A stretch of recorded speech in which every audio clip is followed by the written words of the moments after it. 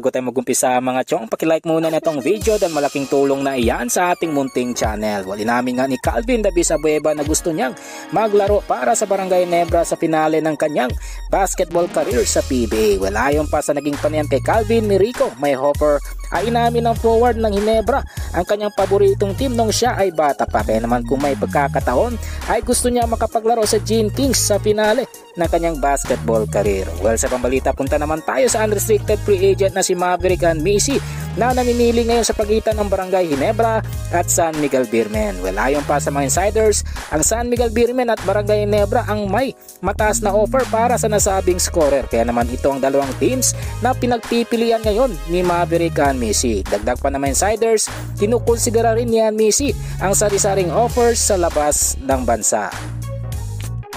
Uli sa ating balita mga chong, patungkol naman sa usap-usapang na kailangan na ng bagong commissioner ang PBA. Well, ayon pa sa mga fans ng PBA, kailangan na talagang palitan si Commissioner Willie Marshall dahil hindi nga neto may ayos ang sari-sarit issue ng liga, especially ang mga lopsided trades na nagpapahirap sa PBA. Pero ayon naman sa mga insiders, malabong papalitan itong si Commissioner Willie Marshall dahil sobrang lakas nga neto sa mga PBA Board of Governors. Well mga chong, hanggang dito na lang ang ating balitang PBA, and syempre huwag kalimutan mag-subscribe at i-like itong video bilang pagsuporta. So this is Channel B once again.